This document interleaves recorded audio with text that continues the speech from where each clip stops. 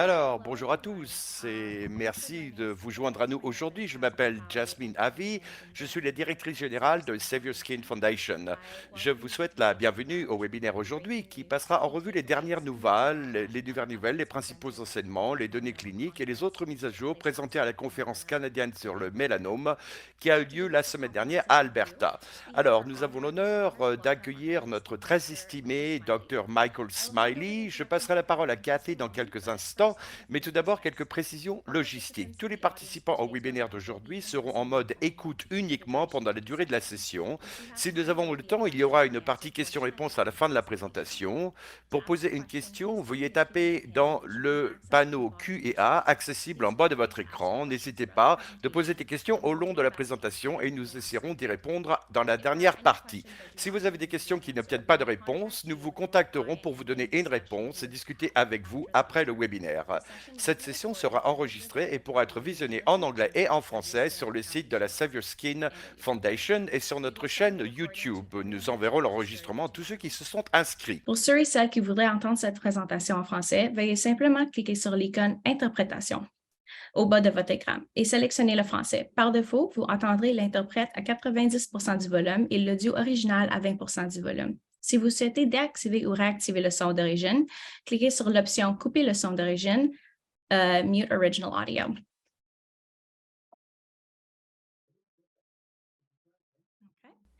Alors, merci encore de vous joindre à nous. Nous allons maintenant commencer la présentation. Voici Cathy Bernard, notre fondatrice et présidente de Save Your Skin Foundation, qui va présenter le Dr. Smiley. À vous. Merci, Jasmine. C'est toujours un grand honneur pour moi de vous présenter le Dr. Smiley, de Save Your Skin Foundation. Sans lui, je ne serais probablement pas ici. Le Dr. Smiley est actuellement professeur au département d'oncologie et à la faculté de médecine du Cross Center Institute, Edmonton, à Alberta. Il est le chef de site du comité des essais cliniques du Cross Cancer Institute, NCIC, chef du groupe sur le mélanome, et il est très actif dans la conception et la participation à des essais sur le mélanome et le non-mélanome.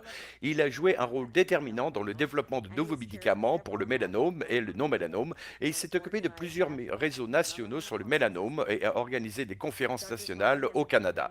Le Dr. Smiley a été un grand ami pour Save Your Skin depuis 1906. Donc, je passe la parole au Dr. Smiley. Merci, Cathy. C'est un honneur d'être ici et de souhaiter les bienvenus à tout le monde.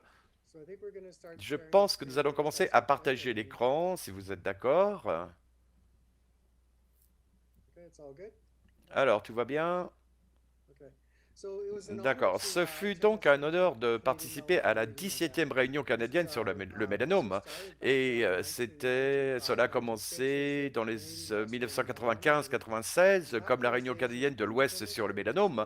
À l'époque, c'était assez primitif par rapport à ce que nous avons aujourd'hui. C'était difficile d'avoir suffisamment de matériel pour en parler. Lorsque nous avons décidé d'en faire une réunion annuelle, nous avons rencontré des difficultés parce qu'il n'y avait pas assez de choses dans le domaine du mélanome pour que cette réunion ait eu lieu tous les ans. Et donc, entre octobre et janvier, de le faire tous les 18 mois. Mais il y avait tellement d'informations et un an ne semble pas suffisant. Et donc, un temps assez court pour tout rassembler.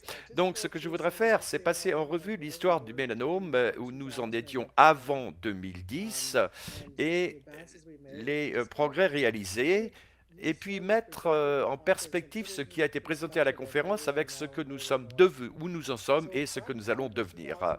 Donc, avant 2012, lorsque j'ai commencé à traiter le mélanome en 1995, nous n'avions pas beaucoup d'options thérapeutiques. Nous avions la chimiothérapie cytotoxique et le seul médicament qui était approuvé était le dacarbazine, qui a donc été approuvé en 75 et quelques très petites études et donc il n'y avait pas de groupe de contrôle. Et il a montré un taux de réponse d'environ 15%. Et 15%, c'était la limite. Mais si vous étiez en dessous de 15%, ça voulait dire que le médicament n'était pas actif. Et donc, c'était le même montant de 15%. Et le FDA n'était pas aussi strict, car nous n'avions rien d'autre. Ils ont donc approuvé le cardizine. Mais au fil du temps, nous avons constaté que le dacarbazine n'était pas aussi actif que nous le pensions. Et c'était même quasiment un placebo toxique. Malgré cela, il a fallu attendre plus de 45 ans avant qu'une étude positive ne soit réalisée et que l'on puisse démontrer que tout était bon avec ce médicament. Eh bien, cet équivalent donc oral de la dacarbazine, c'est le TIMI. Et il n'a pas été approuvé par le FDA ni par Santé Canada. Et il pensait que parce qu'il traversait la barrière hémato-encéphalique, il serait supérieur à la carine, mais il n'a pas atteint son objectif principal d'amélioration de la survie. Il semblait équivalent. Ils ont donc déposé une équivalence auprès de la FDA et de Santé Canada, qui l'a refusé parce qu'elle n'avait pas été conçue pour l'équivalence. Et puis, il était trop petit. Donc, nous utilisons une chimiothérapie combinée. C'est-à-dire, le Dartmouth était composé de 3 médicaments de chimiothérapie. C'était basé sur un échantillon très petit. Et les 20 premiers patients avaient un taux de réponse d'environ 57%. Malheureusement, au fil du temps, le taux de réponse a commencé à diminuer. Puis, un essai intergroupe a comparé la combinaison de Dartmouth à la dacarbazine. Et le taux de réponse était plus élevé, mais le taux de survie n'était pas différent. Et de même, CBD, qui était un triple régime du MD Dr Anderson, s'est également avéré non supérieur et la survie à la carine. Pendant 45 ans, nous sommes donc restés bloqués avec ce médicament. L'interleukine 2 a été approuvé en 98 sur la base de 130 patients du groupe de travail sur les cytokines et le taux de réponse était à nouveau de l'ordre de 15%. Mais la différence semblait être plus durable que celle obtenue avec la chimiothérapie. Dans les années 90, nous avons commencé à combiner la chimiothérapie avec l'interleukine 2 et l'interféron. Nous avions encore des études randomisées de phase 3 étaient toutes négatives en termes de survie.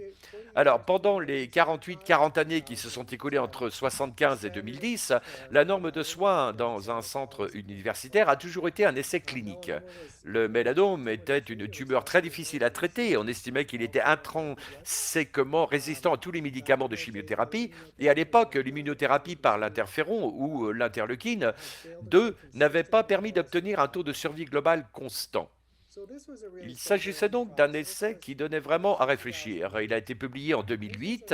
Il s'agit de données portant sur plus de 2100 patients de stage de 4 qui ont été traités dans le cadre d'essais cliniques. Et l'étude a montré que la médiane de survie globale était de 6,2 mois. Il s'agit donc de 6,2 mois. La moitié des patients atteints de mélanome de stade 4 sont décédés et l'autre moitié est encore en vie. Et seulement 25% ont survécu plus d'un an et seulement 10% étaient en vie à 20 mois. C'est donc assez désolant. Le FDA a convoqué une réunion sur l'état de la science parce qu'elle a déclaré que nous n'avions fait aucun progrès dans cette maladie au cours des 50 dernières années. Et on pourrait probablement dire que nous n'avons fait aucun progrès dans cette maladie. Donc tout a changé en 2010. La thérapie ciblée a largement contribué à cette évolution. La première publication a montré que le mélanome est une tumeur fortement mutée. Nous disposons maintenant de thérapies ciblées, c'est-à-dire des médicaments dits de synthèse et de l'immunothérapie.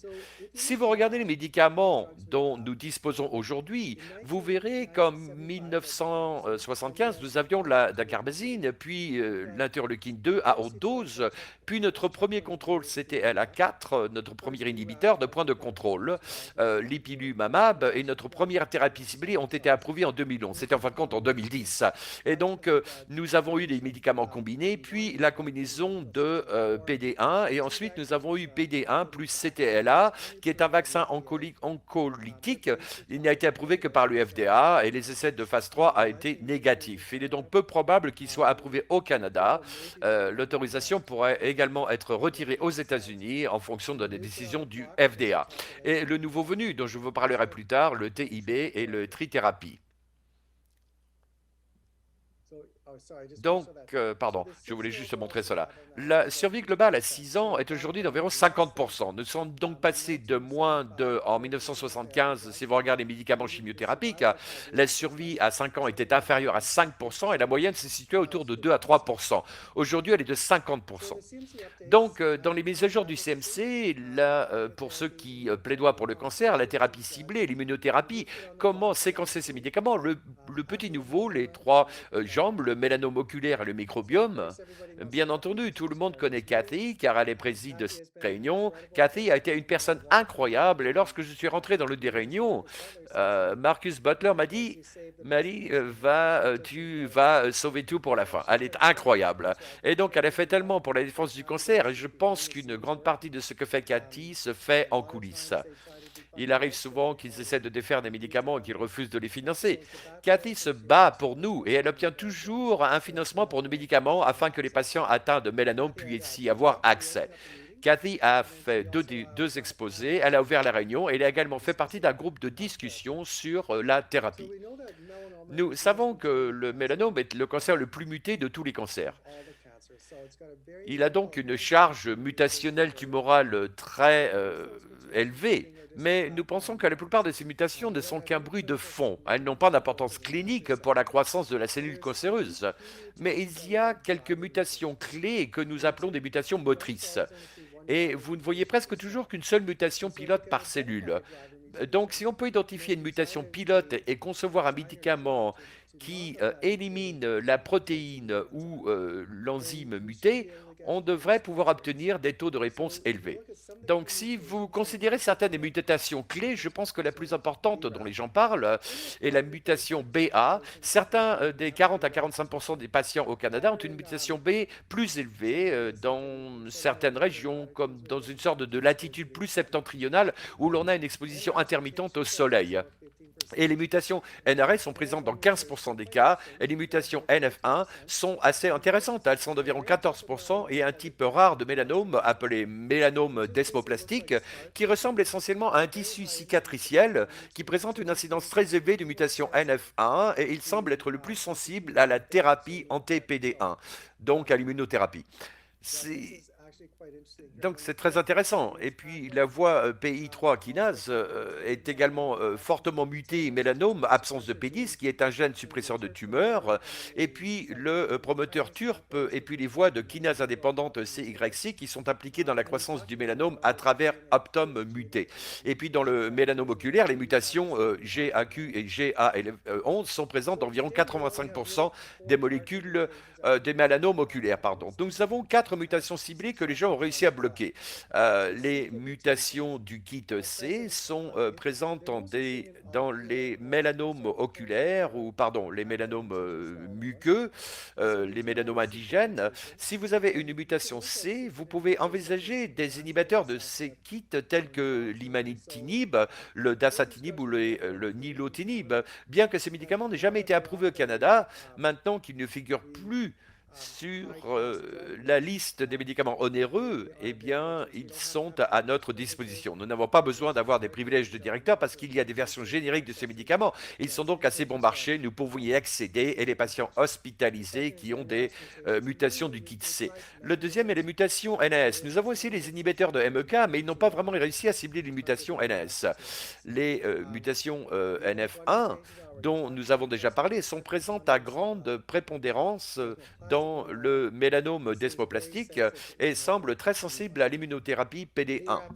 Les mutations NF1 dont nous avons déjà parlé sont présentes dans une forte prépondérance et sont les mutations BARF sont celles pour lesquelles nous avons eu le plus de succès. Et il y a des mutations que nous appelons B600E, mais il y a aussi d'autres mutations qui sont rares et les gens regardent pour voir si la thérapie ciblée fonctionne sur ces patients. Il y a aussi les inhibiteurs de la deuxième génération qui sortent aussi et qui sont au début des décès de phase. Ils semblent donc être plus puissants que les inhibiteurs de la BA de première génération et je croise les doigts pour que la thérapie ciblée ait plus de succès à l'avenir. Il s'agit donc de la voie BRF et c'est la première thérapie ciblée à avoir été approuvée. Il s'agissait d'un laboratoire pharmaceutique appelé Plexicon. Le médicament est maintenant connu sous le nom de Verapib et lorsque cette étude de phase 1 a été réalisée, lorsqu'ils ont atteint leur dose de phase 1, qui est la dose qu'ils voulaient faire avancer pour vérifier si le médicament fonctionne, eh bien, ils ont fait une cohorte élargie de 30 patients qui ont un taux de réponse de 82%. Donc tout le monde ils ont commencé à parler de ce qu'ils appellent l'effet Lazare. C'était tout simplement incroyable. Des personnes en soins palliatifs recevaient ces médicaments en 10 jours plus tard et elles sortaient de l'hôpital. Et tout le monde était aux anges car nous avions disposé d'un traitement miracle pour le mélanome. Mais il s'agit d'un article publié par Nathan, Will et JCO en 2011. Vous pouvez voir le premier patient, ce jeune homme avec des métastases sous-cutanées étendues sous la peau. Et vous pouvez voir que le mélanome, lorsque la maladie est très entendue, il y a en fait un dépôt de pigments dans la peau. Il a cette drôle de couleur brun grisâtre. Il ne ressemble pas à une peau bronzée ou à une peau pigmentée. C'est une sorte de teinte bleuâtre. Et vous pouvez voir qu'il y a cette mélanose. Et puis, semaine 15, dans la deuxième photo, vous voyez qu'il a eu cette réponse définitive à la thérapie ciblée PR. Mais à la semaine 23, il est pratiquement revenu à son point de départ et il est malheureusement décédé quelques semaines après que cette photo ait été prise.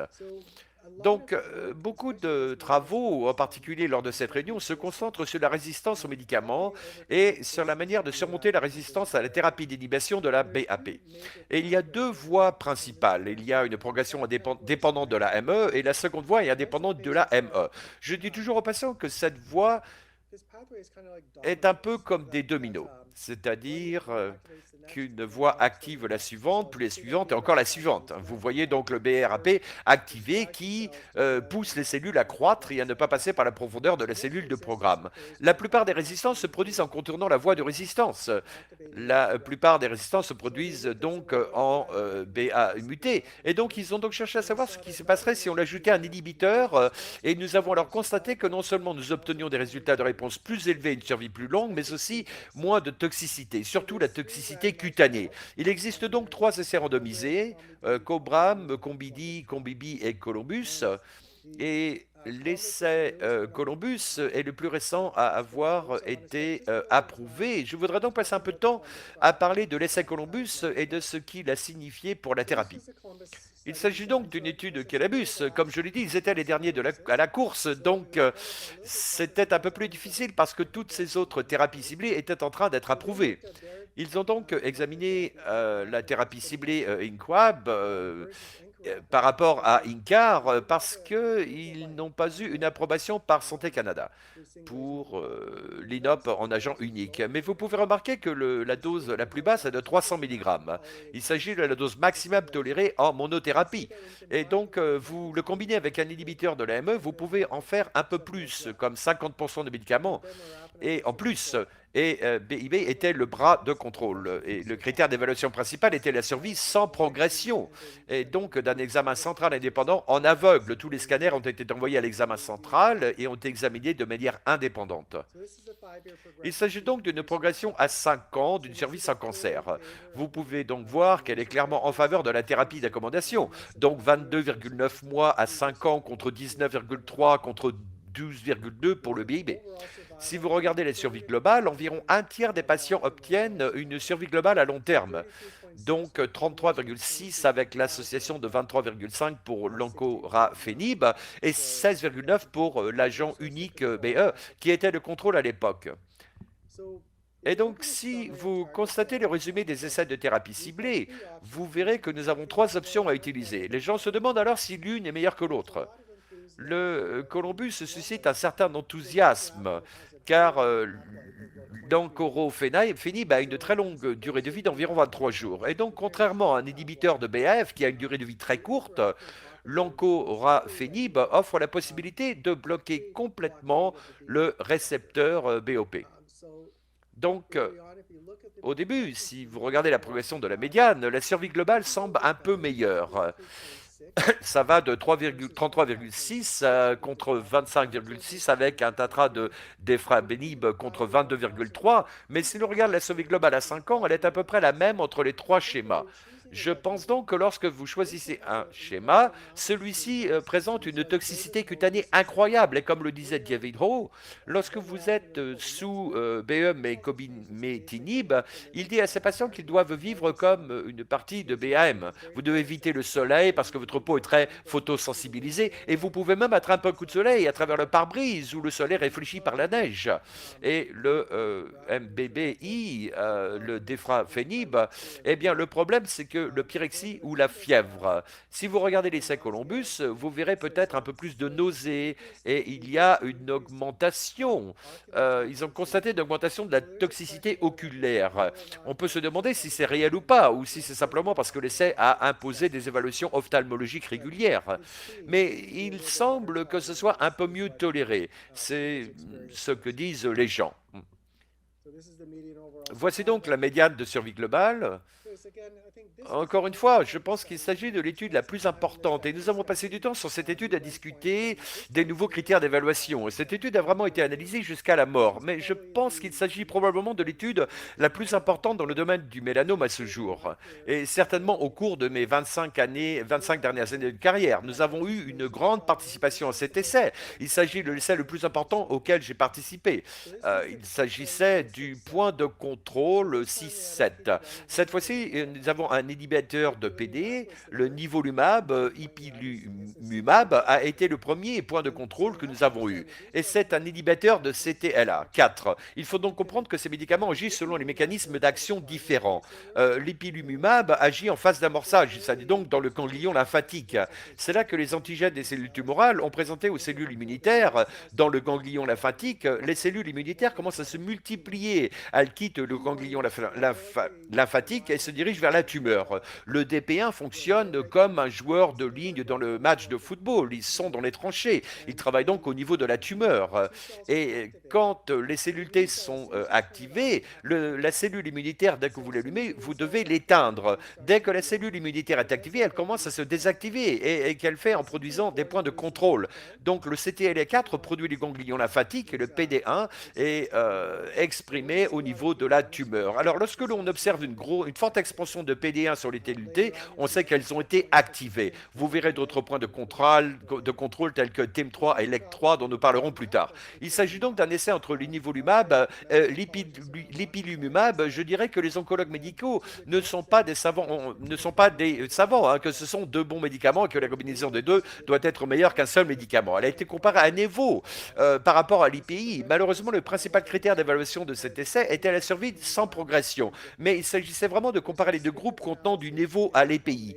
Il existe une analyse descriptive entre la combinaison et le niveau seul, mais l'essai n'avait pas la puissance nécessaire pour montrer une différence statistique entre les deux, ce que tout le monde voulait vraiment voir. Il s'agit donc de la survie globale. Nous savons donc maintenant qu'il y a 78 mois de suivi. Vous pouvez voir que ces courbes, ce qui est vraiment important lorsque vous regardez les points de contrôle, et je dis toujours aux gens que lorsque vous regardez les thérapies immunitaires, vous ne regardez pas que la médiane de la survie globale. Ce qu'il faut regarder, c'est la courbe de la queue, parce qu'on voit qu'à environ 3 ans, ces courbes atteignent un plateau. Elles s'aplatissent. C'est ce que nous voulons voir en oncologie. Cela signifie que ces patients bénéficient d'une survie à long terme et que la plupart d'entre eux sont probablement guéris de leur mélanome de stade 4. Vous pouvez donc voir jusqu'à 5 ans, 52%, 49%, et l'ipilimumab n'est pas aussi bon, 26%, 23%, et le nivolumab est meilleur que l'IPI, ce que nous savions déjà, mais ce n'est pas aussi bon que la thérapie combinée, donc 44 et 42%.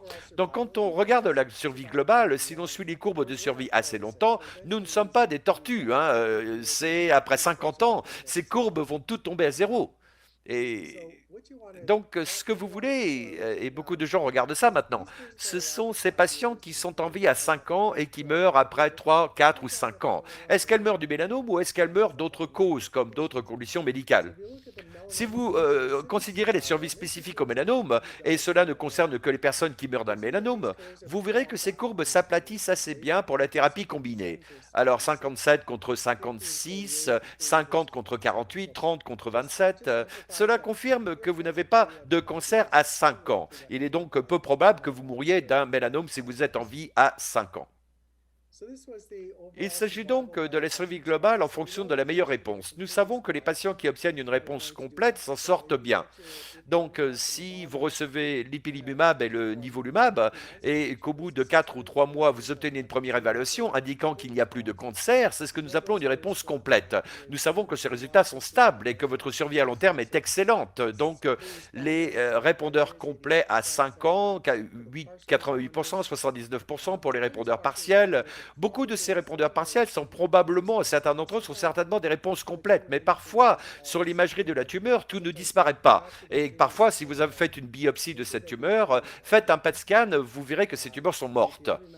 La carte d'Epilim n'est pas une carte spéculative qui ne donne pas aussi bons résultats pour la maladie stable et la maladie progressive, excusez-moi. Nous parlons également de l'intervalle sans traitement. C'est important car lorsque vous suivez une thérapie ciblée, vous devez prendre des pilules tous les jours, 2 fois par jour.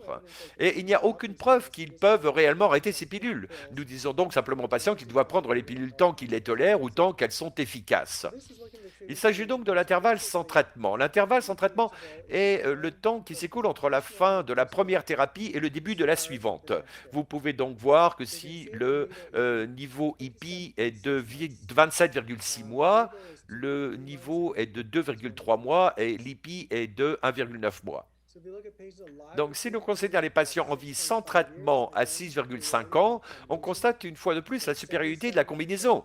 77% des patients qui ont reçu un CO, qui étaient en vie à 5 ans, n'avaient pas reçu d'autres traitements systémiques. Et je me souviens qu'un des patients du cancer m'avait dit, il y a plusieurs années, vous savez, peut-être vivre avec un cancer, ça peut être difficile quelquefois. Et lorsqu'un traitement est difficile, il y a un impact sur la qualité de vie. Donc, si l'on considère l'IPI à l'aiguille, il s'agit d'un traitement de courte durée. Le nombre moyen de cycles de l'aiguille, 6-7, était de 4.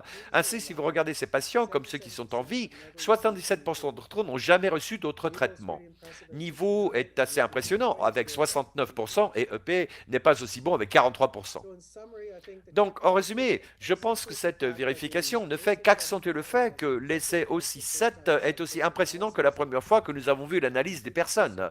La survie sans traitement est tout à fait impressionnante et avec 77% des patients traités vivants qui sont traités IPI négatifs, toujours sans traitement, aucun niveau signal de sécurité n'a été identifié et avec un suivi plus long. Donc nous savons que la thérapie ciblée donne des taux de réponse élevés, que la thérapie immunitaire donne des taux de réponse plus faibles, mais qu'elle donne des réponses plus durables. Donc les gens se disent alors si nous combinons les deux, et si nous ajoutions une thérapie ciblée à une immunothérapie, peut-on obtenir les taux de réponse élevés de la thérapie ciblée et la durabilité de l'immunothérapie? Ce sont les 3 essais qui ont été réalisés. Seul un essai a été positif, et je soutiens toujours qu'il a été positif qu'en raison de la conception statistique, et qu'il a été approuvé aux États-Unis, mais pas au Canada. Et c'est quand Lex Heron est sorti, il a dit, regardez les différences entre BRAP et un inhibiteur de MAC par rapport à une trithérapie, la différence était de 15 jours, donc ce n'était pas très impressionnant. C'est beaucoup plus toxique d'utiliser une trithérapie, on observe beaucoup plus de toxicité patente et il y a plus d'effets secondaires de grade 3 ou 4 liés au traitement. Je ne pense donc pas que la trithérapie ait vraiment sa place dans le mélanome. Mais Caroline Robert en a parlé, elle a dit qu'elle utiliserait rarement la trithérapie, mais elle a dit que pour les patients qui ont une maladie à progression très rapide, avec un taux élevé de lactate déshydrogénase, eh bien nous savons que les patients sont moins susceptibles de répondre à l'immunothérapie. Mais leur réponse à la thérapie ciblée, bien que bonne au départ, ont tendance à être de courte durée. Donc, pour ces patients, elle pourrait l'envisager. Mais pour la plupart de ces patients nouveaux, probablement 90% de sa population, elle n'utiliserait pas la trithérapie. Et je pense que c'est la plupart des gens ressentent cela aujourd'hui. Et aux États-Unis, lorsque cette thérapie a été approuvée pour la première fois, de nombreux oncologues nous proposaient aux patients atteints de mélanome. Comment pouvons-nous séquencer ces médicaments? Alors, nous avons passé beaucoup de temps à discuter de la meilleure façon de séquencer ces médicaments. Et lors de cette réunion, de nombreuses personnes ont parlé, et en particulier Caroline et Roberta, de l'utilisation de ces médicaments. Et qu'est-ce qui vient en premier et en second? Il s'agit d'un article publié en 2017 dans lequel on examine les courbes de survie de la chimiothérapie par rapport à la thérapie ciblée, par rapport à la combinaison de la thérapie ciblée, par rapport à la tomodensitométrie, 8, 4 par rapport à la thérapie ciblée, 1 par rapport à la combinaison. Il y a donc beaucoup de réponses, mais nous savons qu'en cas de maladie à volume élevé, de lactate élevé, d'hydrogène gastro-intestinal, la plupart des patients progressent. Donc après environ un an, les courbes commencent à se croiser et nous les avons suivies pendant 2 ans. Vous pouvez voir que la supériorité est clairement en faveur de l'immunothérapie, en particulier le CTLA4 plus PD ensemble, suivi par un PD1. Ainsi, la nette supériorité en termes de survie à long terme revient à l'immunothérapie. Mais il ne s'agit pas de comparaison directe, il ne s'agit que de comparaison entre essais. Il s'agit donc simplement de ce que nous appelons les générations d'hypothèses. Il s'agit donc d'un essai qui a été présenté pour tester ce concept.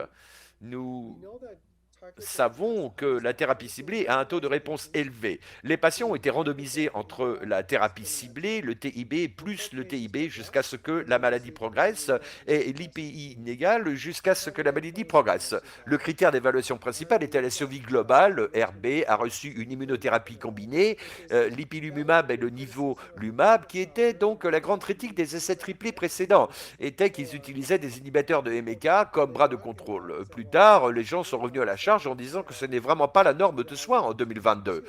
Et par conséquent, la norme de soins était l'ipilimumab et le nivolumab. Il s'agissait donc de ce que nous appelons le bras norme de soins. Le RMC était un sandwich. Il s'agissait d'une courte période d'induction de 8 semaines de TUB plus PTIM. Nous savons donc que la thérapie ciblée peut avoir des réponses très spectaculaires et très précoces, c'est-à-dire que l'on peut souvent observer des réponses dès la première ou la deuxième semaine. Nous savons également que la thérapie ciblée entraîne une augmentation des antigènes tuméraux, ce qui provoque la migration des cellules immunitaires dans le micro-environnement tumoral. Il y a donc beaucoup d'effets immunologiques. Ils se sont donc demandé si nous pouvions traiter les patients pendant 8 semaines, puis les faire passer à l'ipilimumab et au nivolumab, et s'ils progressent, ils peuvent alors recevoir un traitement d'immunothérapie. Malheureusement, ce n'est pas pratique au Canada, car nous commençons par une thérapie ciblée, et que nous passons à l'immunothérapie, nous ne sommes pas autorisés à utiliser la thérapie ciblée en cas de progression, car ils ont dit non, ils ont déjà une thérapie ciblée, donc nous n'allons pas payer pour cela. Il faut donc être créatif pour tenter d'obtenir un financement, mais en général, il est possible de faire financer ces médicaments, mais ce n'est pas toujours évident. Donc, ça, c'est donc voir la survie sans progression. Ce qui est intéressant, c'est que lorsque vous considérez le bras, c'est-à-dire la thérapie ciblée, à 1 an, nous avons constaté une survie sans progression assez similaire, un peu meilleure que le bras de l'immunothérapie. Si l'on regarde le bras 2 à 3 ans, on commence à voir que la survie sans progression à 3 ans diminue pour la thérapie ciblée, mais qu'elle s'améliore pour l'immunothérapie et pour la technique du sandwich. De même, si l'on considère la survie globale, elle est assez bonne du côté A et B, mais si l'on regarde à nouveau la survie globale à 2 et 3 ans, on commence à voir une nette supériorité de l'immunothérapie introduite tôt par rapport à la thérapie ciblée jusqu'à la progression. Donc l'étude immunologique est donc clairement, c'est intéressant, parce qu'il y a 5 ans, lors de cette réunion, il y avait un argument 50-50 sur la question de savoir s'il fallait commencer par une thérapie ciblée ou une immunothérapie. Et notre centre à Edmonton a toujours été un centre d'immunothérapie. Mais je l'ai toujours fait avec un peu d'hésitation parce que nous savons que l'immunothérapie peut parfois entraîner une toxicité potentielle mortelle et que les maladies endocriniennes sont irréversibles. Donc si vous trouvez un patient qui devient diabétique, il a tendance à être assez fragile. Vous vous sentez très coupable et vous commencez à penser que rétrospectivement, si vous lui donnez une thérapie ciblée, il n'aurait pas eu le diabète. Mais aujourd'hui, nous commençons à avoir des preuves évidentes de la supériorité de l'immunothérapie, d'une courte induction de thérapie ciblée suivie d'une immunothérapie. C'est juste pour résumer. Et je pense donc donc, encore pour résumer, je pense donc que les preuves pour l'IPI-Nivo en première ligne sont solides maintenant. L'agent unique PD1 pour la thérapie de première ligne pour les patients qui ne sont pas éligibles pour la combinaison immunothérapie-thérapie ciblée, je pense qu'Alekman, ça a fait un commentaire intéressant, que j'ai toujours pensé, qui disait que la thérapie ciblée, pour lui, est une thérapie de sauvetage. Donc, ce traitement est donc utilisé chez les patients qui progressent sous immunothérapie. Mais nous savons que la plupart des patients finissent par développer une résistance à la maladie. Mais nous connaissons tous ces cas de patients qui ont bénéficié d'une immunothérapie et qui, avoir progressé sous l'immunothérapie, obtiennent des réponses spectaculaires à long terme grâce à la thérapie ciblée. La question qui se pose est que Sanday a parlé de son patient qui a progressé après 2 cycles d'IPI-Nivo. Ils lui ont donné une thérapie ciblée et 29,9 mois plus tard, ils sont toujours en réponse complète. Ce qu'on ne sait pas, c'est que nous savons que l'immunothérapie, il n'y a pas de réponse tardive tardive. Il peut y avoir aussi ce qu'on appelle une pseudo-progression. La tumeur donne l'impression de grossir avant de commencer à régresser. Ces réponses durables peuvent donc être dues à la thérapie ciblée ou à une réponse tardive de l'immunothérapie. Les trithérapies que j'ai mentionnées devraient être une possibilité pour de très rares patients, mais je n'ai jamais utilisé la trithérapie en dehors d'un essai clinique et je ne vois pas d'incidence, hein. Bien peut-être un ou deux cas, mais nous n'avons pas approuvé au Canada. Donc, nous avons donc passé beaucoup de temps, et Alex merci, ça a parlé de ce concept, de ce que nous appelons la thérapie néo-adjuvante. Donc ces médicaments ont tous été approuvés au stade 4. Les patients atteints de mélanome de stade 4 sont des patients qui n'ont pas d'option chirurgicale de guérison. Il n'y a pas d'option thérapeutique curable lorsque ces patients sont pour la première fois orientés vers des essais. Ces médicaments sont donc soumis à une validation de principe, puis ils reçoivent généralement un avis de conformité ou une approbation de la part des organismes de réglementation dans le cas d'un mélanome de stade 4. Dans le cas d'une maladie de stade 4, on commence à prendre ces médicaments et on se demande, en l'utilisant chez les patients atteints d'un mélanome, à un stade plus précoce, on peut réduire le nombre de patients qui développent une maladie de stade 4 et à long terme améliorer le taux de survie des patients atteints de mélanome. Si vous observez cette étude, nous savons que si vous considérez le prembrolizumab par rapport au placebo, nous pouvons suivre la survie. Le prembrolizumab a été clairement montré qu'il était meilleur en ce qui concerne la survie sans rechute. Nous avons maintenant un suivi de 4 ans. Il n'y a pas eu assez d'événements pour examiner la survie. Mais si vous regardez cette thérapie, donc lorsque nous utilisons une thérapie adjuvante, ces patients ici n'ont pas besoin de thérapie adjuvante, elles ne récidivent jamais. Nous traitons donc tous ces patients inutilement, en leur donnant éventuellement des toxicités à long terme, alors que leur CTR ne va jamais récidiver. Ce groupe de patients va récidiver malgré l'administration des médicaments. Le médicament n'améliore donc pas vraiment leur guérison. Il y a donc une petite population, environ 20% des patients, qui bénéficient réellement de la thérapie. Alors, dans le cas d'une population au stade 3, 80% des patients ne bénéficient pas de 20% de la thérapie. Et ça a été toujours le dogme de l'oncologie. Donc, vous traitez tous ces patients et vous obtenez ce petit avantage en termes de survie, mais vous n'avez pas cette boule de cristal qui vous dira qui en bénéficiera et qui n'en bénéficiera pas. Il y a beaucoup d'études sur la NGS et sur les profils génétiques pour essayer de prédire qui a besoin d'une thérapie adjuvante par rapport à qui n'en a pas besoin. Mais nous ne sommes pas encore là, hein. Dans le cas du cancer du sein, il existe le score DX de type UNCLE en col qui peut aider à prédire et qui bénéficiera de la chimiothérapie par rapport à ceux qui n'en bénéficieront pas.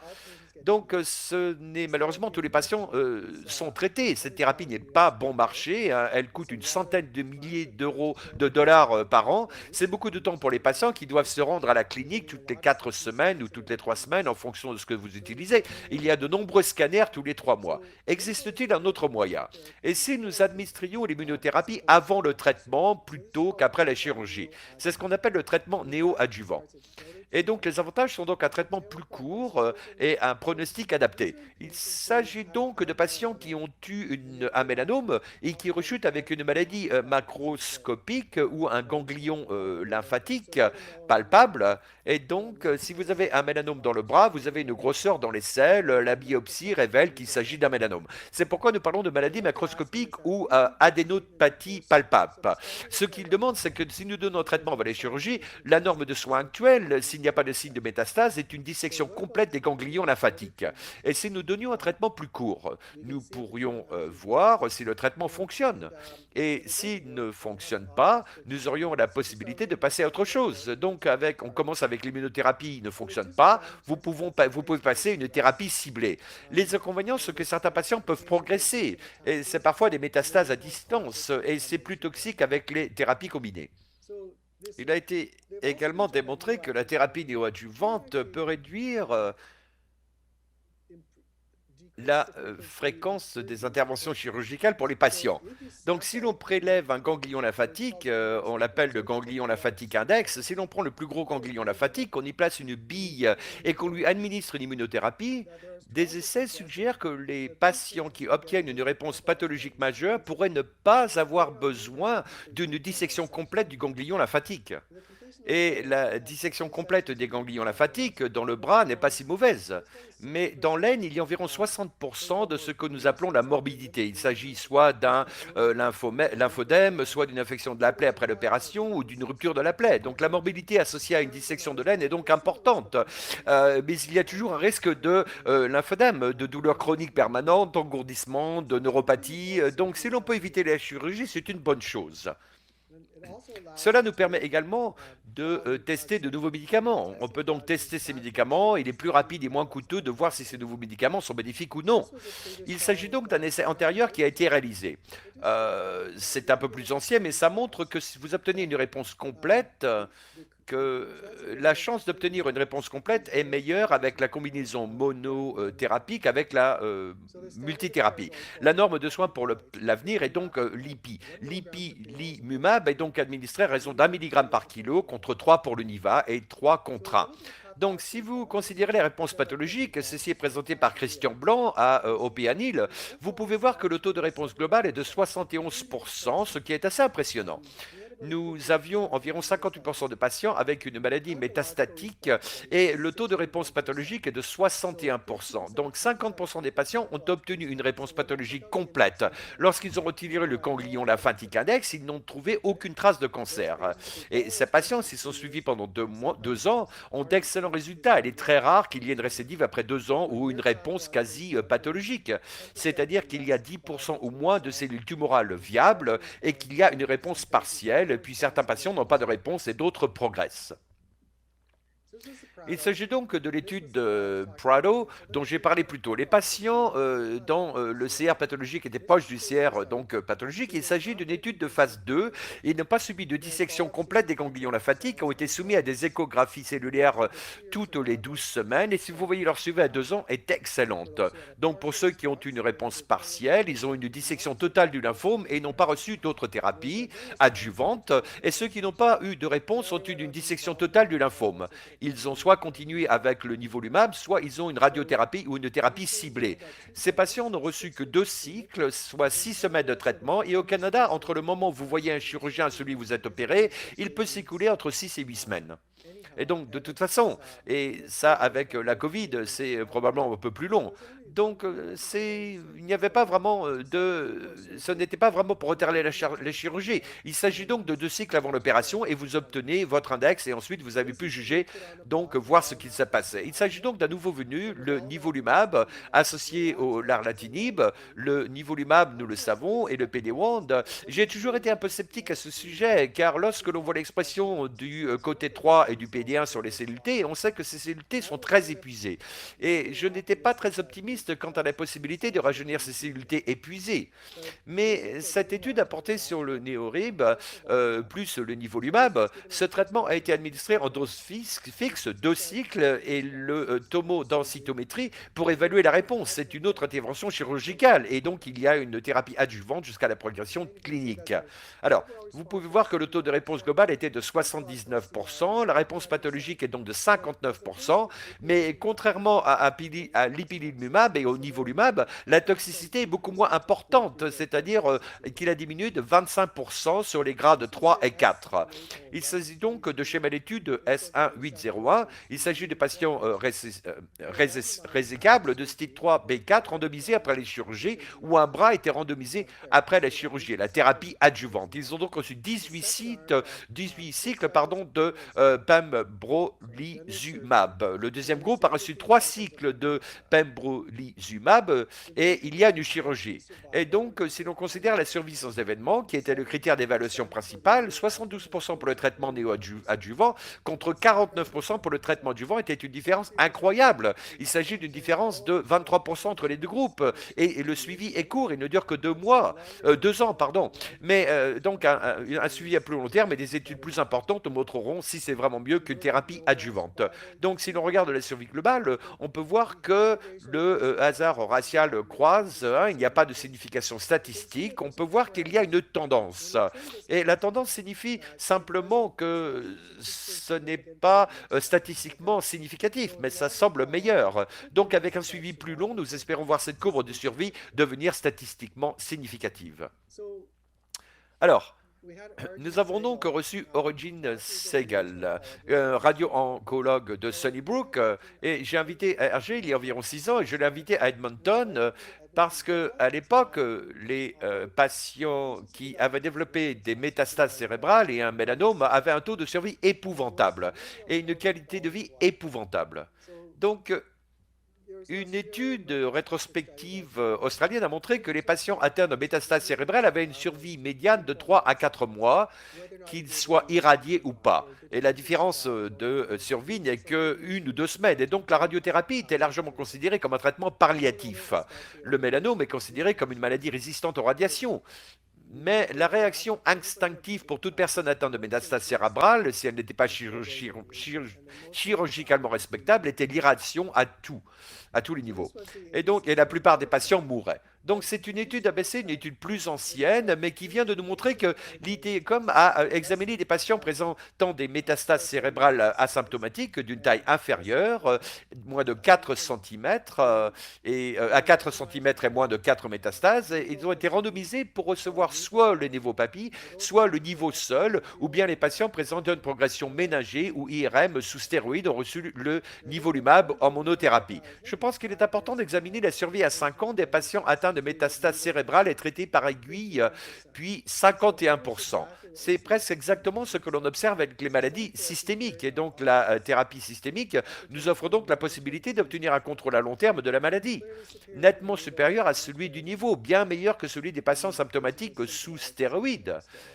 Et donc, c'était intéressant d'entendre. Vous savez, AR et moi avions soupé après la présentation et nous avons parlé la première fois d'où c'est venu. Donc, nous avons très peu utilisé l'irradiation de l'ensemble dans le cas du mélanome. La plupart des patients atteints de métastase cérébrale reçoivent donc une irradiation stéréotaxique.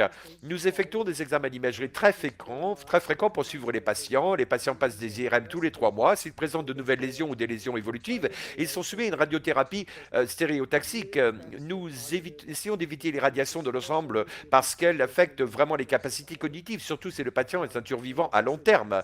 Et donc, c'est la qualité de vie qui est diminuée, beaucoup de fatigue, beaucoup de symptômes.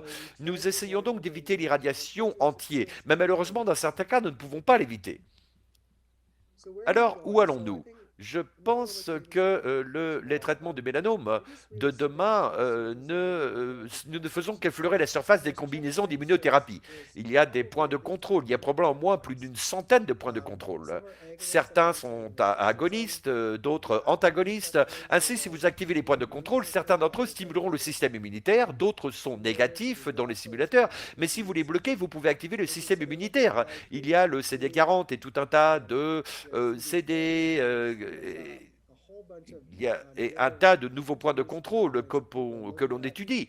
Et la plupart d'entre eux sont en phase 1 ou en phase 2. On peut également s'intéresser au micro-environnement tumoral. Le micro-environnement tumoral est soit chaud, soit froid. Parfois, lorsque vous apposez une étiquette fluorescente sur une cellule T et que vous l'injectez, les cellules T vont directement dans la tumeur et d'autres fois, elles se dirigent vers la tumeur et s'arrêtent. C'est comme si elles avaient peur d'entrer dans la tumeur et nous appelons ça des tumeurs froides. Et le micro-environnement de la tumeur est très hostile. Il y a donc beaucoup de recherches sur la façon de manipuler le micro-environnement tumoral et d'amener les lymphocytes T à y pénétrer. Et il s'agit donc de 3 gènes dont nous avons déjà parlé. Il s'agit d'un gène d'activation lymphocytaire qui s'exprime sur le lymphocyte T activé. Lorsque l'on voit le PD-1 plus LAG3, on voit que les lymphocytes T arrivent à un état d'épuisement. Il s'agit donc d'une étude de tester, et encore une fois, la même dose que celle dont nous avons parlé dans le cadre néo-adjuvant par rapport à un niveau seul. Le critère d'évaluation principal était la progression avant la survie. Nous pouvons voir que la progression avant la survie est clairement supérieure pour la combinaison par rapport à niveau.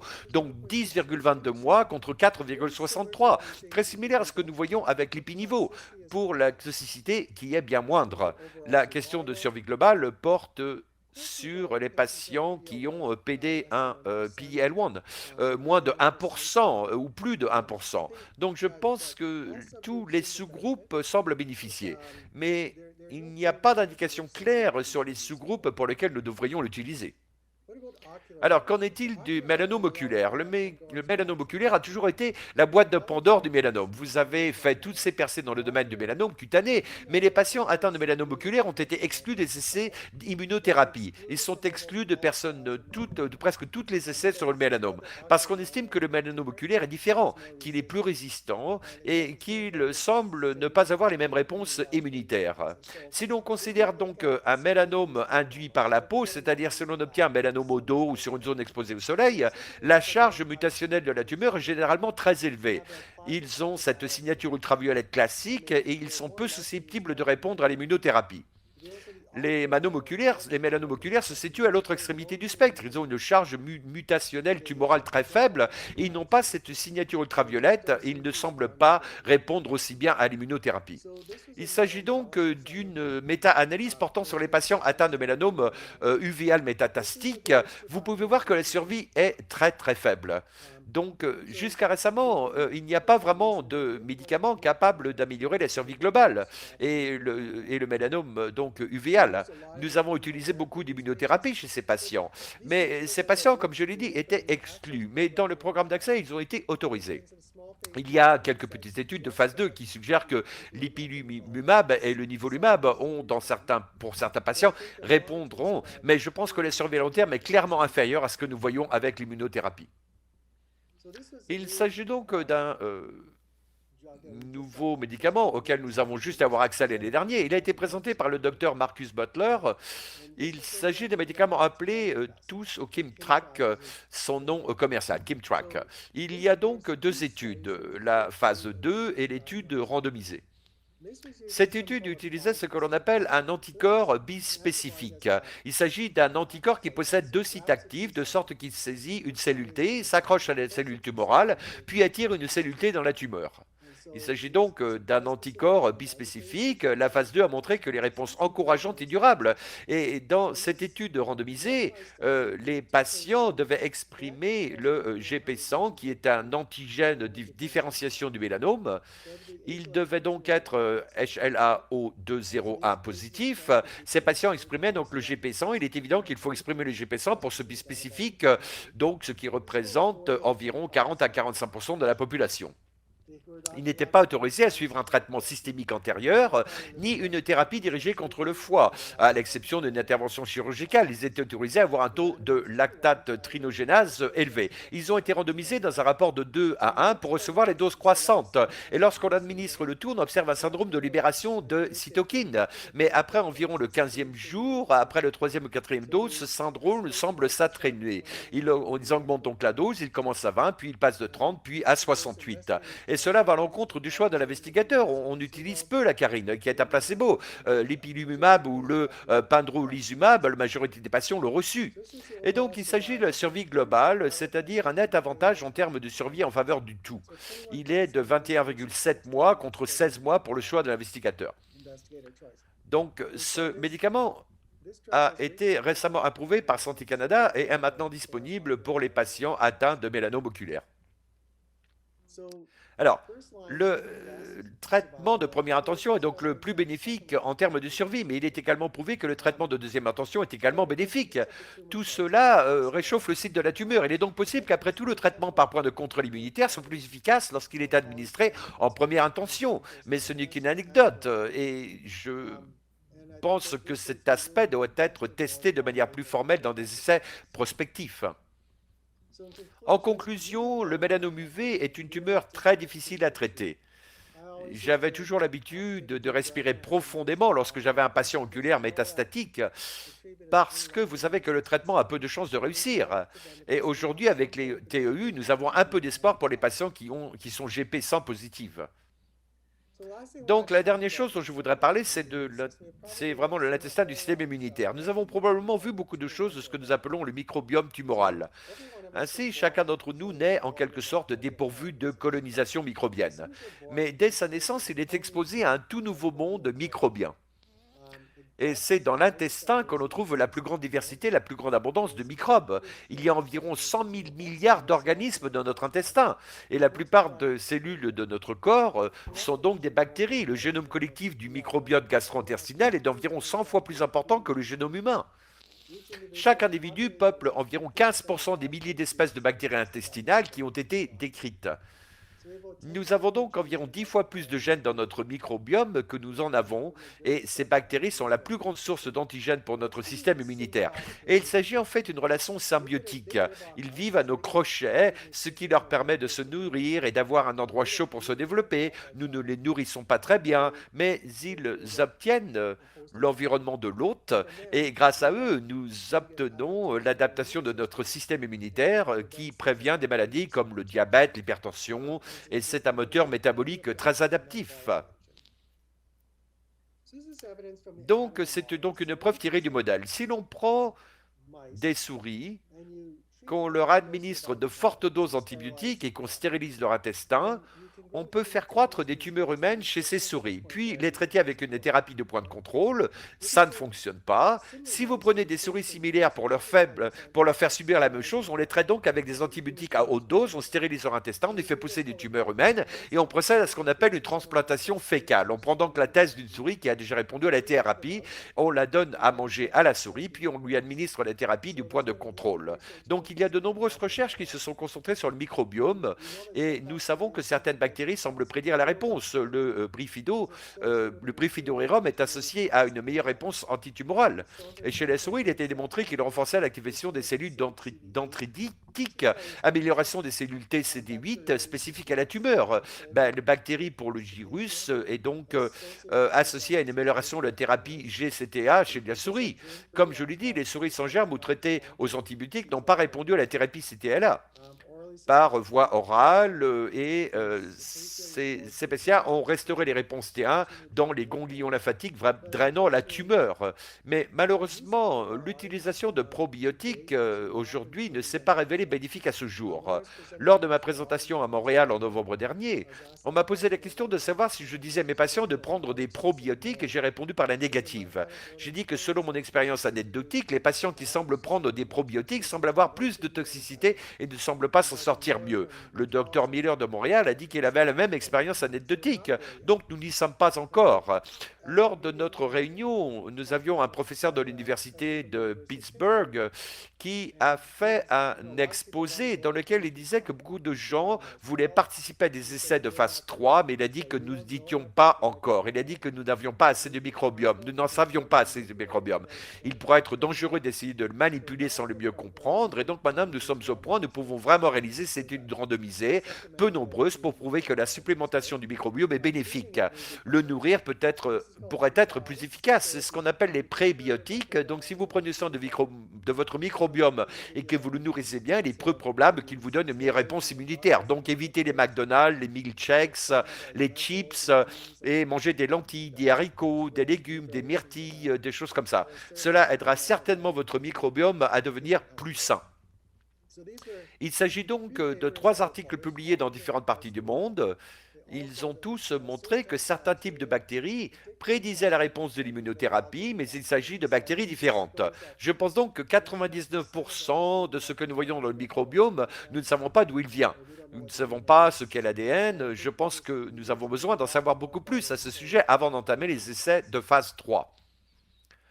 En conclusion, je pense que la combinaison de l'immunothérapie, nous voyons clairement que l'ensemble de la pensée derrière la thérapie, dans la première ligne de mélanome métastatique sur ces patients, a presque maintenant se conforme tous à l'utilisation de l'immunothérapie d'emblée.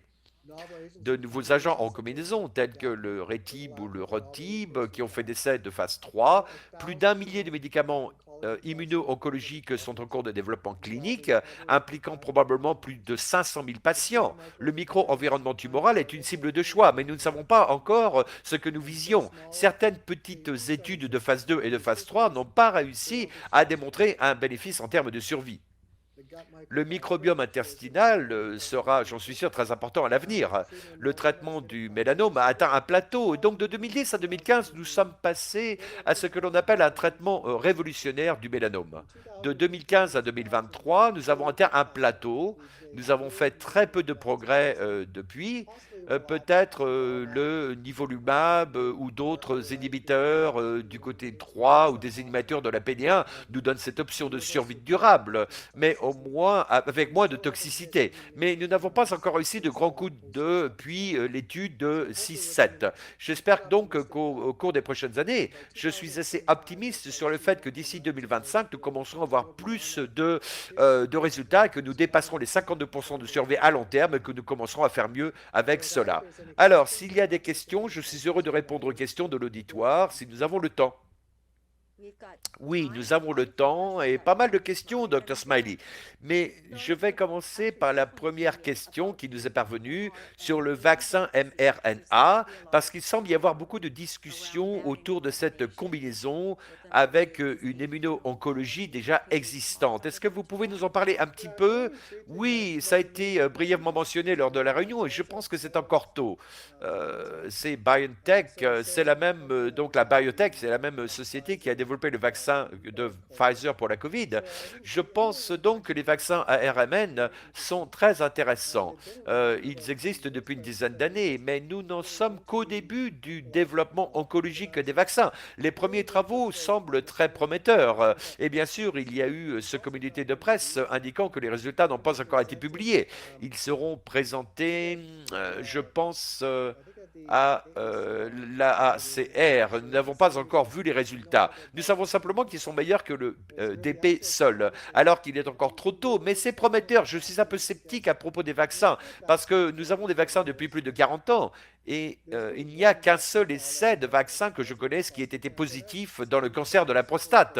Et donc cette étude a été fortement critiquée, et personne n'utilise ce vaccin pour le cancer de la prostate. Les mélanomes ont fait l'objet du plus grand nombre d'études vaccinales de tous les cancers, et les trois grands essais randomisés ont tous été négatifs.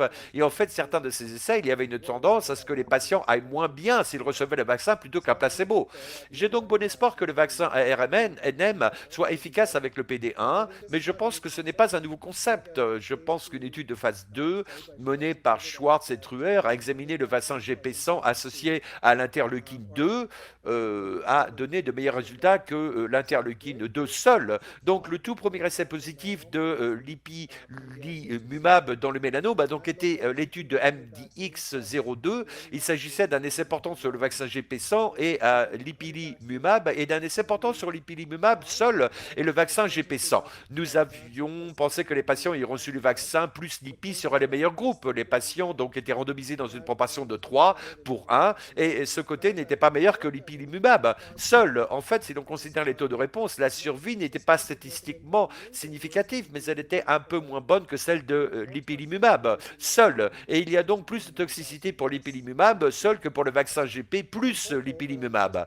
J'ai donc bon espoir. J'ai vu tellement d'essais négatifs sur des vaccins avec un battage médiatique précoce. Alors je retiens mon souffle. D'accord, une autre question qui vient d'arriver. Qu'en est-il de la thérapie d'inclinaison ou ce qu'on appelle le RER? Oui, je n'ai pas beaucoup parlé de la thérapie de l'inclinaison, mais je pense que c'est passionnant. Je pense que Marcus Butler a fait beaucoup de thérapie cellulaire, de TIL. Il y a certainement des patients qui réagissent. Je pense que l'Ipluol est un vaccin ou la thérapie d'inclinaison qui a été présentée à l'ASCO il y a 2 ans. Il s'agissait d'une population fortement, mais je n'en ai pas parlé parce que de cette réunion, parce qu'ils ont examiné une population très fortement traitée. Donc 100% des patients qui ont reçu une thérapie PD, 80% avaient reçu de l'ipilimumab. Et pourtant, il y a un taux de réponse très impressionnant. C'était 26% à la thérapie de TIL. Il s'agit d'une application commerciale. Habituellement, la thérapie SAR est très coûteuse et longue à préparer parce qu'il faut faire une biopsie de la tumeur, cultiver les cellules T et préparer les cellules T et les réinjecter dans le patient. Et les patients de l'UCSO ont également reçu les cellules T, mais aussi une forte dose d'interleukine 2. On ne parle donc pas beaucoup de la forte dose d'interleukine 2, mais comme vous le savez, CAL, c'est une thérapie assez toxique. Et donc, chez quelqu'un qui a reçu beaucoup de traitements, passer par l'interleukine 2 est assez difficile. Mais encore une fois, les résultats semblent être très prometteurs et je pense que c'est la voie de l'avenir, en particulier les cellules T génétiquement modifiées. Alors, question suivante, c'est le test ctDNA donc le CT-ADN, est-ce que cela nous aidera éventuellement à comprendre ces patients résistants? Y a-t-il un moyen dans l'avenir pour comprendre pourquoi certains traitements fonctionnent bien et d'autres pas du tout? Alors oui, c'est plein d'espoir. Cela n'a pas été validé par des essais prospectifs, mais nous savons que dans de nombreux sites tumoraux, la présence d'ADN tumoral circulant est souvent un signe de mauvais pronostic. Si vous regardez les patients qui suivent un traitement et qui ne peuvent pas détecter le CCT ADN, ils s'en sortent mieux que les patients qui ont encore des preuves d'ADN tumoral circulant et peuvent prédire des réponses précoces. Je pense que j'adorerais l'avoir, mais nous ne l'aurons pas tant qu'il n'y aura pas de validation qui peut réellement aider à prendre des décisions du traitement ou améliorer les résultats chez les patients atteints de mélanome. Mais je pense que pour l'instant, c'est expérimental, mais c'est prometteur. Je pense que les trois ou quatre questions suivantes portent sur la remise en question des choses. Nous avons un patient, je vais lui lire la question. Si un patient a reçu un inhibiteur de point de contrôle comme adjuvant dans le mélanome à l'étape, à la phase 3, et qu'il progresse 3, 4 ou 5 ans plus tard, peut-il recevoir un nouveau inhibiteur de point de contrôle ou est-ce que c'est un résistant, il est considéré comme résistant à ce traitement? Eh bien, je pense que ça, c'est les deux arguments. Nous avons récemment eu une étude randomisée qui montrait que le double bloc A était meilleur chez les patients qui avaient progressé avec un seul agent et une thérapie immunitaire. Donc, en l'état actuel des choses, et c'est l'une des raisons pour lesquelles certaines personnes ne veulent pas utiliser l'inhibiteur de PD-1 dans le cadre adjuvant. Si vous êtes, on va dire, un mélanome de stade 3, que vous avez été resséqué et que vous commencez à suivre une thérapie PD-1 et que vous récidivez pendant la thérapie PD dans les 6 mois qui suivent la fin de votre thérapie PD-1. Ils ne financeront pas une nouvelle thérapie avec PD-1. Dans l'état actuel des choses, on peut donc utiliser l'ipilimumab seul, mais il y a une série de rétrospectives, une petite étude prospective par Olson, et récemment une autre étude dont j'ai parlé montrant la nette supériorité de la double immunoblocage par rapport à la thérapie PD seule. Donc, nous n'avons pas accès en Australie, Alex Manzi le disait, que la thérapie combinée, après progression de la thérapie PD-1 unique, a maintenant été approuvée en Australie, mais le Canada semble être à la traîne. Nous ne l'avons pas encore, mais Cathy, c'est votre prochain travail, n'est-ce pas? Oui, oui, c'est bon, je m'en occupe. Alors, parce que c'est en fait vraiment, les 5 premières questions portaient vraiment là-dessus. Dans le cas où ils sont clairs pendant 3 ou 4 ans, ou s'ils ont un patient qui ne répond pas au niveau, quelle est la probabilité qu'il réponde à l'épiniveau? Et encore une fois, quelles sont les autres options pour les mélanomes BRAF négatifs? Le taux de réponse est d'environ de 33% chez les patients qui progressent. Il s'agit donc d'un taux de réponse assez bon chez les patients dont la maladie a progressé après un seul traitement. Mais si l'on dépasse 1 an, les taux de réponse seraient encore meilleurs. Alors, qu'en est-il des patients atteints de mélanome avec un CDKN2 et une mutation génétique avec un risque élevé de nouvelles tumeurs primaires? Comment recommande-t-il d'utiliser les preuves disponibles pour guider leur décision de traitement? Alors, je n'ai pas vu de preuve que cela oriente les décisions de traitement, donc pour l'instant, nous les traiterons de la même manière. Mais il est évident que ces patients doivent avoir un bon dermatologue et se soumettre à une surveillance régulière de la peau. Et je pense que toute personne atteinte d'un syndrome génétique comme le syndrome de la névrose dysplatique ou des mutations CDKN2A doivent être suivies dans une clinique spécialisée dans les maladies de la peau. Et c'est intéressant quand on se remémore cette époque. Je me souviens d'avoir vu une patiente qui venait du nord de Washington et qui avait l'air d'avoir été attaquée par un pivert. Il y avait toutes ces petits trous sur elle et autre chose. Et je lui ai demandé, elle avait donc le syndrome de dysplasie. J'ai donc demandé comment est-ce que vous décidez quel débit enlever parce qu'ils ont tous l'air anormaux. Et elle m'a répondu, je ne sais pas. C'est un peu comme si je voyais mon médecin et qu'il n'aimait pas celui-ci ou je n'aime pas celle-là. C'est une décision mutuelle. Il n'y a pas de preuve qui fait enlever, ce qui fait que d'enlever systématiquement les limites d'une personne sans montrer clairement qu'ils ont changé et un effet bénéfique sur le pronostic. Et en fait, environ 50% de tous les mélanomes proviennent d'une peau d'apparence normale. Et je pense donc que ce dont vous avez vraiment besoin, c'est d'une cartographie plus poussée, de photographie régulière et d'un suivi de 6 mois par un dermatologue. Alors ensuite, est-ce que les mélanomes des jambes sont-ils plus difficiles à traiter et moins résistants à l'immunothérapie? Non.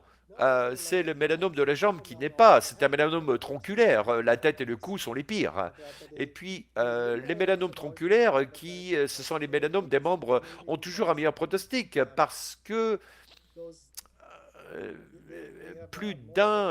il y en a plus d'un sur le tronc, un drainage ambigu empathique.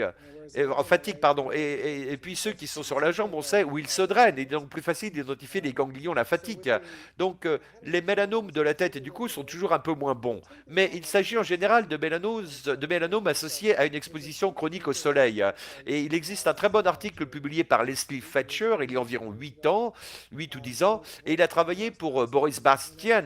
Et un soir, nous avons discuté pendant le souper de la possibilité de faire revenir Boris Bastian à la réunion parce qu'ils aimeraient écouter ce qu'il a à dire, que ce qu'il a à dire avec les informations sur la classification moléculaire du mélanome, car il a divisé les mélanomes en 4 sous-groupes principaux. Le mélanome avec exposition chronique, sans exposition chronique au soleil, c'est la majorité des mélanomes que nous voyons, et donc généralement des zones de la peau qui sont exposées au soleil de façon intermittente.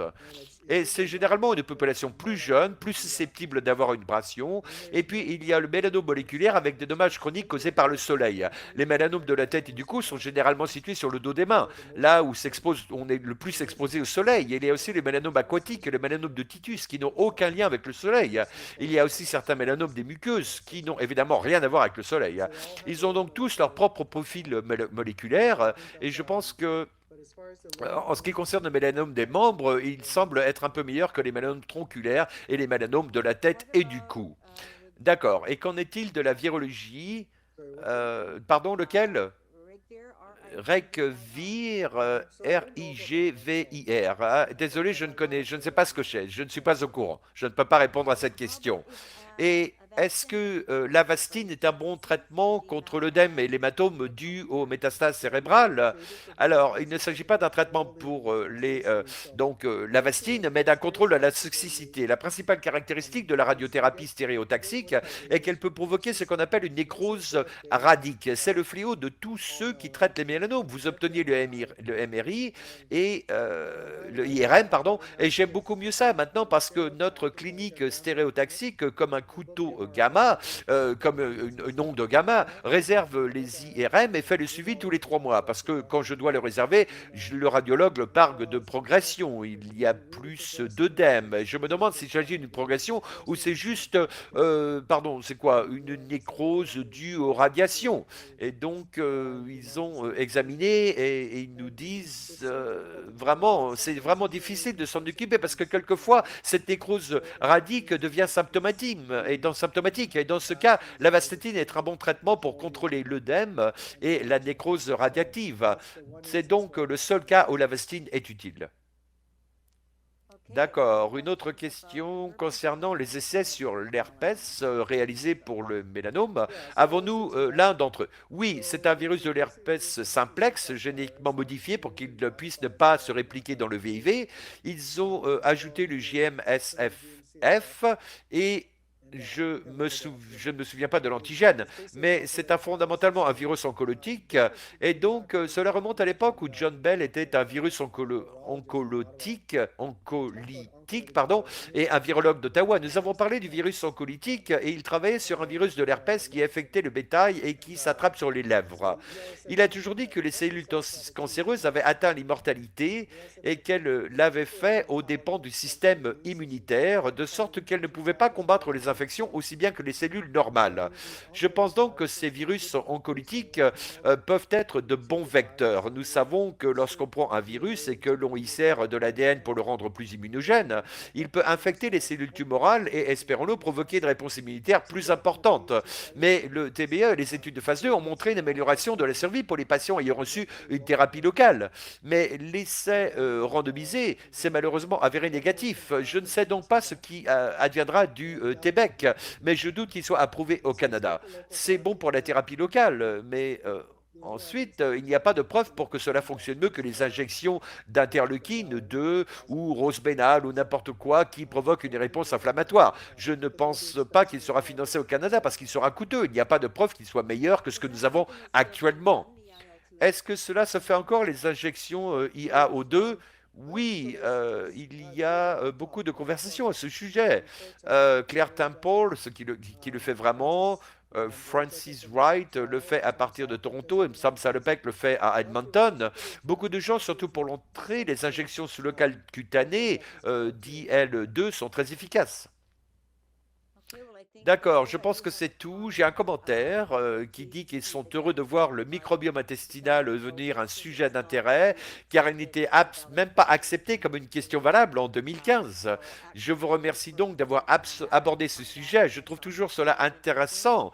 Dr. Smiley, regardez où nous en sommes aujourd'hui par rapport à votre exposé. Il s'agissait de la 17e conférence canadienne sur la mélanome à BAM, et vous et moi avons eu un petit rire cette année pour que la toute première, parce qu'il y avait peut-être 20 personnes présentes, et c'était vraiment principalement le corps professionnel et quelques sociétés pharmaceutiques. Et notre agenda, notre ordre du jour était très court. Et regardez où nous en étions le week-end dernier. Nous avions 2 jours et demi complets de médicaments nouveaux et innovants et d'études. Alors merci beaucoup d'être resté avec nous, et nous espérons que vous resterez avec nous pendant encore 17 ans au moins. Je suis d'accord pour dire que nous avons vu arriver ce tsunami de médicaments innovants, et j'ai l'impression que nous sommes dans une période d'accalmie. Alors j'espère que dans les 2 prochaines années, nous en verrons beaucoup plus arriver dans notre espace. Alors, encore une fois, merci beaucoup, Dr. Smiley. Je vais repasser la parole à Jasmine, et je remercie tout le monde d'être venu. Oui, merci beaucoup, Dr. Smiley, d'avoir partagé vos connaissances avec nous. Nous apprécions le temps que vous avez consacré avec nous aujourd'hui et la préparation de cette séance. Nous savons à quel point cette information est importante pour les patients canadiens, les soignants et bien sûr les médecins. Et à tous les participants, merci d'avoir participé au webinaire d'aujourd'hui. Une fois encore, nos sessions seront enregistrées et seront disponibles sur le site web de Save Your Skin ainsi que sur notre chaîne YouTube. Nous enverrons également un lien vers le registre de l'inscription à tous ceux qui sont inscrits aujourd'hui. Je voudrais m'excuser auprès de nos auditeurs français pour les problèmes que nous avons rencontrés aujourd'hui. Nous vous soumettrons l'enregistrement à une date future via courriel. Si vous avez d'autres questions ou si vous voulez peut-être avoir plus d'informations quant à la conférence de ce soir, nous vous invitons à nous rejoindre demain pour ces appels mensuels qui se passent pour discuter de votre expérience, qui sont disponibles pour les soignants, les médecins ainsi que les patients, alors que nous parlons de ce qui se passe au niveau de la conférence canadienne. L'objectif de ces appels mensuels est de créer un espace sûr, rencontrer d'autres personnes qui vivent quelque chose de similaire et poser des questions. Pour s'inscrire, allez sur notre site web et vous trouverez notre clavardage mensuel sur notre page d'accueil. Merci beaucoup de nous avoir suivis. Cela met fin à notre webinaire.